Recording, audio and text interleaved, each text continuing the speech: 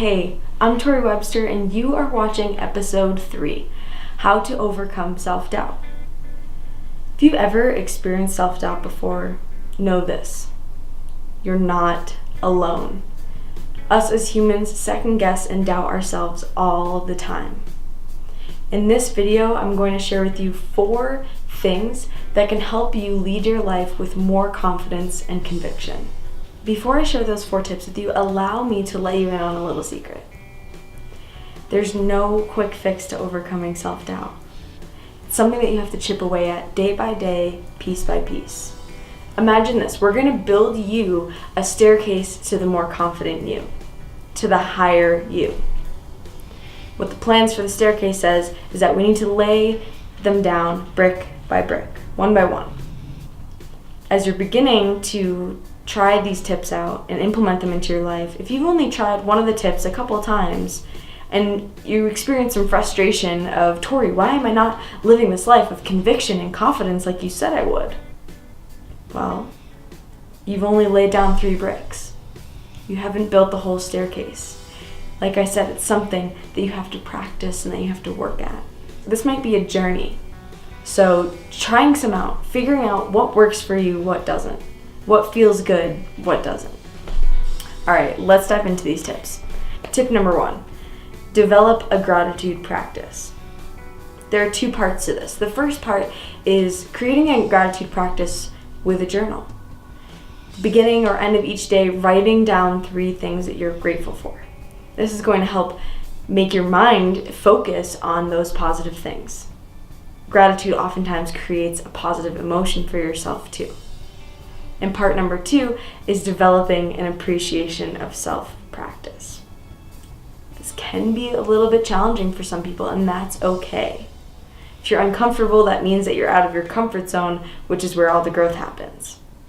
So the appreciation of self-practice can be something like grabbing a piece of paper or saying this in the mirror to yourself, something like, I'm so appreciative of my body and what it does for me every day.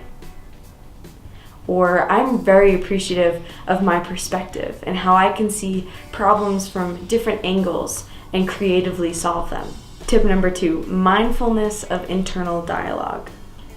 I could make a whole other video on the power of thoughts, but let me just give you a little summary of how mindfulness can positively impact your thought patterns. When you first notice those thoughts of self-doubt start to arise, stop them in their tracks. Don't let them develop into dark, heavy, negative sentences and paragraphs. Once you notice them, stop them. And you can say something out loud or internally like, stop! Or, no, we're not going down that road again. By doing this, you're actually interrupting your typical thought pattern. And by doing this over and over again, you can actually change the pattern itself. Tip number 3, listen to/read positive materials daily. You see, what we absorb throughout the day has a huge impact on our subconscious mind. Whether it's to focus on the beautiful things or the negative things, the sad things, positive things, the annoying things. If we're ingesting negative news, social media, and gossip, imagine where our thoughts and mind are going to go on a regular basis. To the negative things. So if you're wanting to move away from self-doubt and that negativity, it's important that you influence your mind positively with content. You can go on YouTube and look up different speakers or TED Talks, download audiobooks. There are lots of podcasts out there. There's even apps that can send you positive quotes throughout the day. There's really no excuse for us in the 21st century to not have time or resources for positive material. Also, in the show notes below, I've actually put a couple suggestions as far as podcasts to check out, different speakers, etc. Tip number 4, reflection. There are 2 parts to this. I want to break it down for you. So the first part is a weekly reflection. Do this at the end of your week. For me, it's Sunday night. So Sunday night, I'm sitting down with a piece of paper and I'm asking myself, what were my accomplishments this week? What small wins did I have this week? Then I allow myself to sit in that and really feel what it's like to have those wins and accomplishments. The second part to reflection is journaling. This can be beneficial in multiple ways, but for one, it can act as a document of your life, a positive document. It can be especially helpful if you're a person that will sway more towards the negative side of life. It also can be really helpful for problem solving.